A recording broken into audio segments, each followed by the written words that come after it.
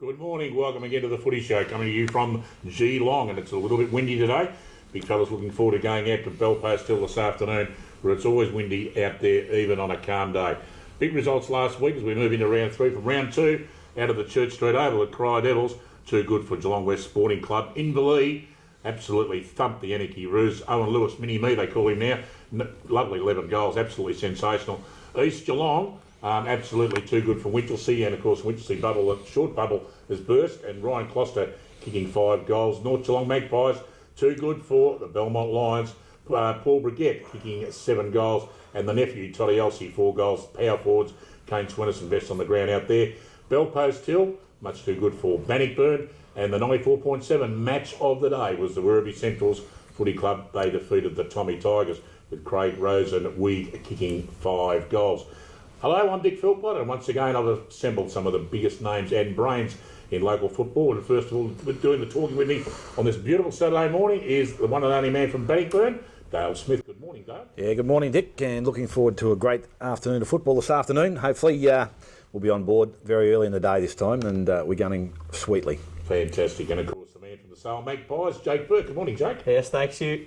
Thanks, Richard. It's good to be here, and looking forward to seeing the reigning premiers in action today for the first time this year. Absolutely. Now, we'll talk a bit about that later on in the show. And of course, the big game last week, of course, was Werribee Central's knocking off the Tommy Tigers with Rosenweek kicking 5 goals. You mentioned also there's a very talented player for Werribee Central's in the name of Hall on the wing, Dale. Yeah, look, it was a great game of football in their first quarter, but after that they definitely took control. Werribee, just their bigger bodies was probably a little bit too much for probably an undermanned Thompson side, but Hall was very, very good, and also liked them a game of Johns through the middle of the ground.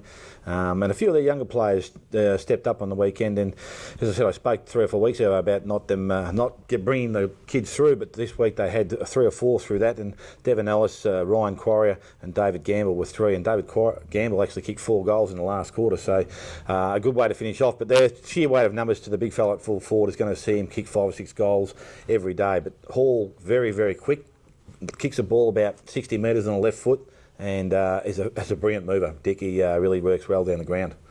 Jake, Tommy Tigers aren't the side we're used to seeing at this stage of the year. Yeah, well, we did see last week that they still have a few players that might come back later in the year, and they were missing Brett Anderton and Sean O'Neill last week as well, who are 2 of their prime movers in their side. So hopefully they can get them back today and into the side again. But yeah, as you said, they're probably not the same side we're used to seeing. So could be a year of transition for Thompson.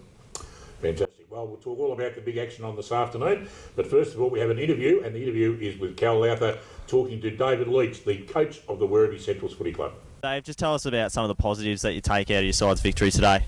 Yeah, pretty big win for us, mate. Like we had North Geelong first up, and then we had to travel up the road 2 times in a row. Come up here at Thompson, very successful football club. We've got a lot of respect for them, and we need to put the white shorts on today and come up the road and get the 4 points. And the players really stuck together and thought it right. So, Do you think your side's improved on last year? yeah, mate. Last year was very new for us, and. Last year was very new for us, and the players that we brought to the club were, I suppose, not in the same calibre we've got this year. We've got probably about 8 or 9 players that we've brought to the club this year who harder bodies, and we can run through the midfield. Last year we had the bigger sides being able to get us through the midfield on their rotations and so forth. So I think this year I believe we're probably about 4 or 5 goals better, hopefully, and but it's going to take a while for it to come together. Can you tell us about what you think of your new forward-line structure? Do you think it's working well? There's going to be different grounds that it works okay at, Cal, and there's going to be certain grounds that it doesn't.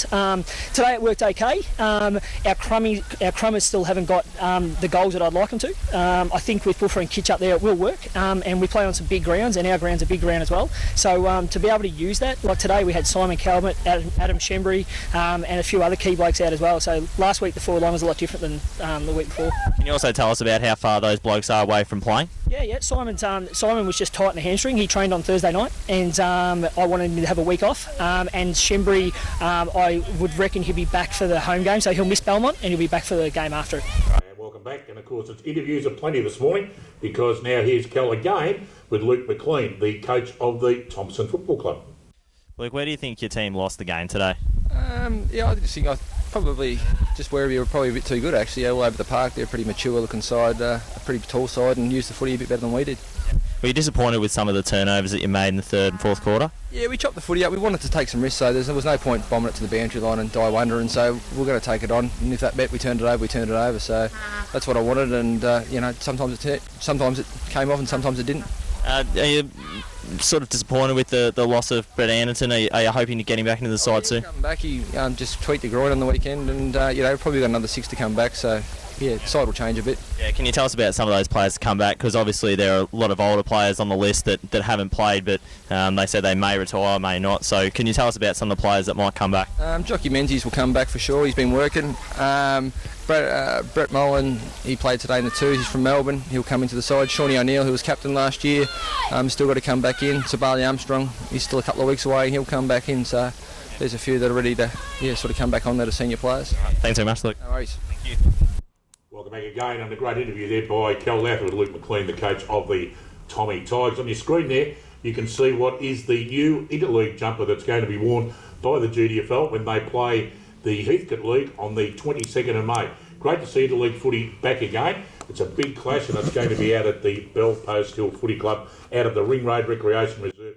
It'll be fantastic. There it is on your screen there, and of course it's part of the Just Think campaign, which is something that the GDFL have adopted, and of course a very big thing here in Geelong. Just Think campaign is something that, in conjunction with the Geelong Advertiser, was something that was brought into football and brought into the community as a result of the violence around Geelong, and of course we are trying very hard to arrest that. But I'll just ask you very quickly, Dale, I know you had a meeting on Wednesday night with the co-coaches, Frank Foppiani and Adam Scrobelak, and I guess pretty exciting to sort of, and a difficult task, I guess, to try and find out who's going to represent the GDFL. Yeah, I think, look, initially, Dick, it's just to get together and have a bit of a talk and basically getting a squad together. And I suppose in putting a squad together, you've got to get people that want to play in the league football, and there'll be some older blokes that have probably had their time doing that over recent years or in other leagues and might not want to do it. And I think it's the best thing for us is to obviously get a bit of a feeling for where players are going to be at with that situation, if they do or they don't want to play interleague football on their weekend off. Yeah, and I guess the hardest task is to find the right players. And like with any interleague side, there's going to be some disappointments, and blokes who reckon they might have had a crack will miss out. But it is fantastic at last. Interleague footy back with the GDFL. They've got to represent the jumper, and it's something they can always take to their grandchildren and show the photo, and it's fantastic. I can always remember years gone by, big games up at Wooriallic up in the Mountain League, and of course in the pouring rain, I might add, and also big games down at Inverloch when we took on the Alberton League there about 10 years ago. Also, Dick, the bit of a preview of the jumper today out at East Geelong. They're supposed to be running around in the jumper this afternoon, so it'll be, if anyone wants to go and have a look at it, it's pretty bright, but it'll be out there for display. Fantastic. Yes, there it is on the screen again, a fantastic jumper. I'm sure the GDFL is very proud of it. We're going to take a short break. When we come back, we'll talk about all the action on this afternoon. Back after this.